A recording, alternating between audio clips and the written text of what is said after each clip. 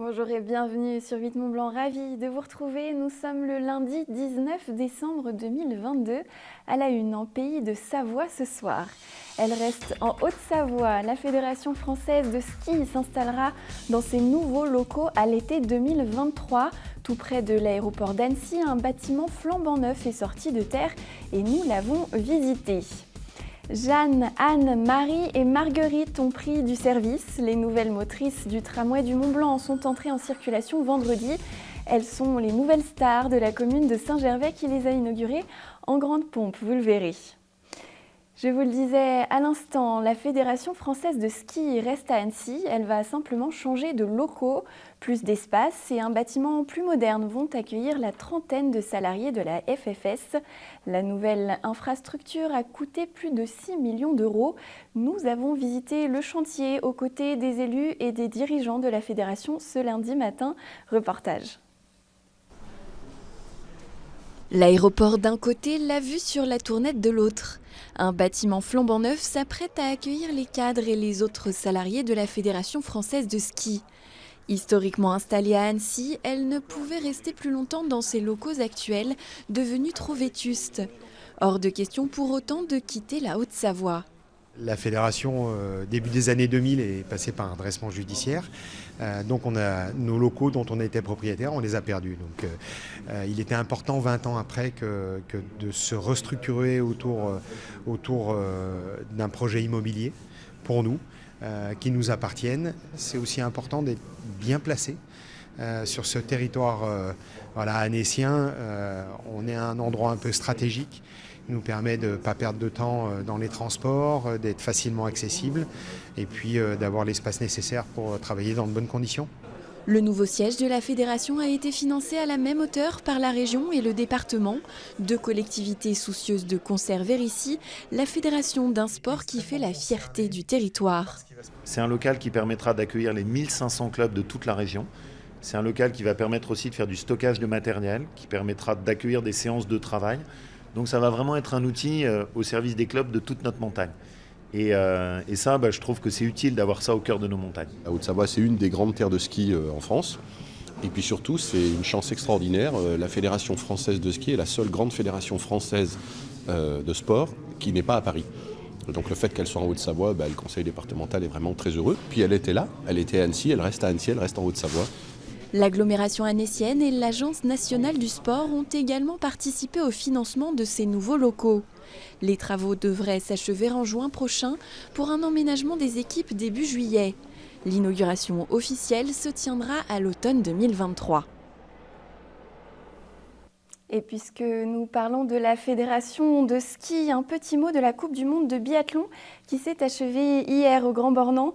Julia Simon a encore brillé puisqu'elle a décroché l'argent sur la masse start, le bronze sur la poursuite. Elle conserve le dossard jaune, celui de leader de la compétition. Et puis décidément, honneur aux dames ce week-end puisqu'en ski alpin, la Haut-Savoyarde Romane Miradoli a terminé 3e du Super G à Saint-Moritz en Suisse. En Italie, cette fois, Alexis Pinturo a fini au pied du podium du slalom géant. Il a obtenu la 4e place à Alta Badia. Dans l'actualité également, vous vous souvenez peut-être des monuments de nos départements lauréats du loto du patrimoine.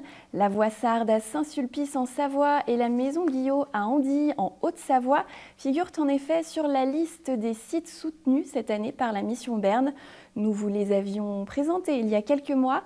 Eh bien, la Fondation du patrimoine vient d'annoncer les montants des aides qui seront allouées pour leur restauration. Une enveloppe de 78 000 € est ainsi attribuée pour la Maison Guillot et 210 000 € seront accordés à la Voissarde. Vous pouvez voir ou revoir les reportages qui leur sont consacrés sur notre page Facebook ou encore sur YouTube. Il est le plus haut train à crémaillère de France. Le tramway du Mont-Blanc a désormais des motrices flambant neuves. Jeanne, Anne, Marie et Marguerite roulent depuis vendredi. Elles vont circuler sur une voie de plus de 12 km et atteindre le point culminant de leur parcours à 2372 mètres d'altitude. Leur inauguration a rassemblé élus, villageois et autres curieux à Saint-Gervais et nous étions sur place.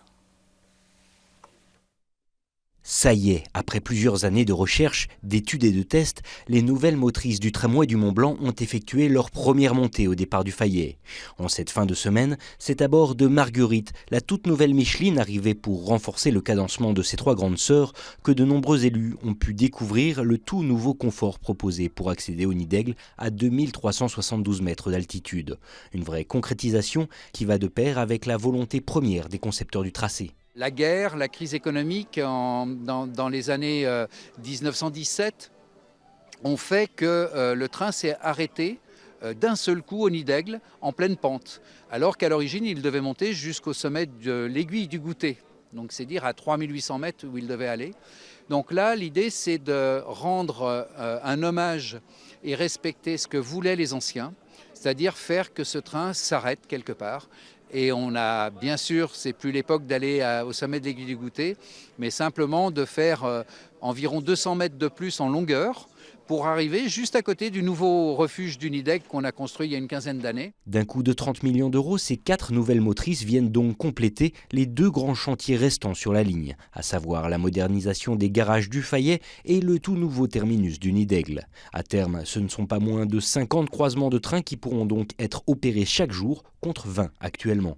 On a gardé les mêmes couleurs d'origine, sauf pour Marguerite qu'on a passé aux couleurs de la Haute-Savoie. Voilà, c'était toute l'idée aussi de conserver l'âme un peu des anciennes, tout en rajoutant un confort moderne pour que ça soit le plus agréable possible pour les clients. Donc on peut le prendre dès cet hiver, il va s'arrêter au col de Vos, là dans un premier temps, et puis l'été il montera un peu plus haut. Alors l'étape, c'est trop tôt encore pour le dire parce qu'il faut qu'on finisse de caler les travaux de prolongation de la voie au sommet. Mais à terme, il montera jusqu'au sommet du Nid d'Aigle, qui encore une fois, lui, sera prolongé pour faire une arrivée à plat. Si les nouvelles rames sont donc ouvertes à tous, il faudra toutefois encore un peu de patience pour découvrir le nouveau visage du point haut du tracé. Le chantier de la gare d'arrivée et l'extension de la voie n'étant pas prévus avant l'horizon 2026. Et c'est déjà la fin de ce journal. Merci de l'avoir suivi. Tout de suite, la météo de Thierry Paulme et puis vous retrouvez un nouveau numéro de l'Aparté de la Rédac.